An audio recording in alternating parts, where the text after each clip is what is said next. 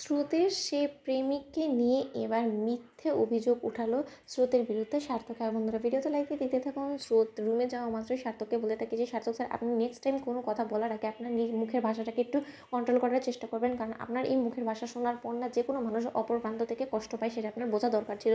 ঠিক সেই মধ্যে সার্থক বলে থাকে যে ও আচ্ছা, নিয়ে আমার বলা কথাগুলো তোমার বড্ড বেশি গায়ে লেগে গিয়েছে, আর যখন কিনা তুমি আমার সামনে পরপুরুষের সঙ্গে ঘোরাফেরা করো তখন আমার যে কতটা খারাপ লাগে তুমি সেটা একবার ভেবে দেখেছো? ঠিক সেই মধ্যে সার্থক বলতে থাকে যে তুমি একটা নষ্টা মেয়ে হয়ে গেছো, জানো তো স্রোত, তোমাকে দেখে আমার জাস্ট ঘেন্না হয়। ঠিক সেই মুহূর্তে স্রোত অনবরত চোখের জল ফেলতে থাকে এবং সার্থক বলতে থাকে যে চোখের জল ফেলে আর যাই হোক না কেন তুমি ভাবিকে ঘোলাতে পারবে, কোনো মতে আমাকে বোকা বানাতে পারবে না, কারণ আমার তোমার সম্পর্কে যা জানার ছিল সে সব কিছু জানা হয়ে গেছে। অন্যদিকে সার্থককে স্রোত বলতে থাকে যে আচ্ছা স্যার, আমি যদি পরপুরুষের সঙ্গে বৈষয়টি করেও থাকি তাতে আপনার কিসের আপত্তি হচ্ছে? আমি তো সেটাই বুঝতে পারছি না, কারণ আর যাই হোক না কেন আপনি তো আর আমাকে স্ত্রী হিসেবে পরিচয় দেন না, তাই না? তার থেকে বড় কথা, আপনি স্ত্রী হিসেবে আমাকে মানেনি না, তাহলে আপনার তো কেন গায়ে লাগছে?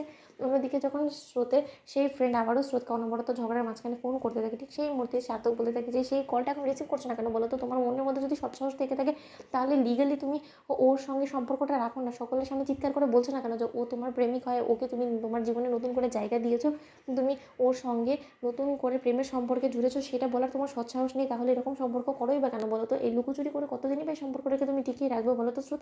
অন্যদিকে স্রোত বলতে থাকে যে কেন স্যার, এরকম লুকোচুরি সম্পর্ক তো আমি রাখতে রাখতে অভ্যস্ত হয়ে গেছি, কারণ আপনার সঙ্গে আমার এই সম্পর্কটা তো লুকোচুরি সম্পর্কের মধ্যেই পরিণত হয়েছে, তাই না? কারণ আমরা যখন বিয়েটা করেছিলাম তখন তো আমরা কাউকে জানিয়ে করিনি যে আমাদের এটা কন্ট্রাক্ট ম্যারেজ, তাহলে এই কথাটা যে আমরা লুকিয়ে যখন বিয়েটা করেছিলাম তাহলে তো নিশ্চয়ই এই বিয়েটাও লুকোচুরি ছিল, তাই না? নাহলে এখন যদি আমি আমার ফ্রেন্ডের সাথে চুটিয়ে প্রেম করেও থাকি বা ওর সাথে আমার কোনো অবৈধ সম্পর্ক থেকেও থাকে তাতে তো আপনার তো আপত্তি করার কোনো কিছু না। আর একটা কথা আমি বলে দিচ্ছি যে আমার ফ্রেন্ডের সম্পর্কে আপনি কোনো রকম কোনো খারাপ মন্তব্য করলে আমি কিন্তু সেটা কোনো মতেই সহ্য করবো না। অন্যদিকে সার্থক বলে থাকে যে অমনি না নিজের ফ্রেন্ডের জন্য আবার গা পিত্তি জ্বলে যাচ্ছে, তাই না?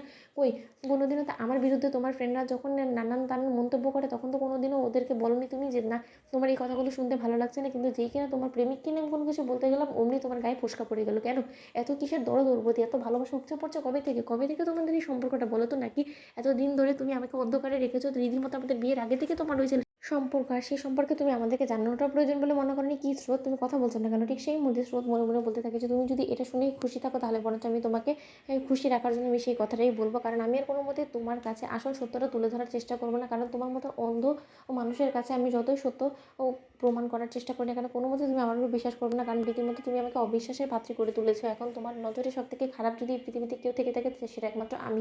অন্যদিকে সার্থকের বাবা অনির্বাণকে ফোন করে বলতে থাকে যে অনির্বাণ, আমার মনে হয় না যে ওদের মাঝখানে আমাদের কোনো কিছু আর করার কোনো প্রয়োজন পড়বে, কারণ একটা পরপুরুষকে নিয়ে যে পরিমাণ ওদের মাঝখানে অশান্তি সৃষ্টি হয়েছে তাতে তো আমার মনে হয় যে এই পরপুরুষই ওদের সম্পর্কটাকে আবারও জোড়া লাগিয়ে দিবে, ওদেরকে আবারও কাছে নিয়ে আসবে।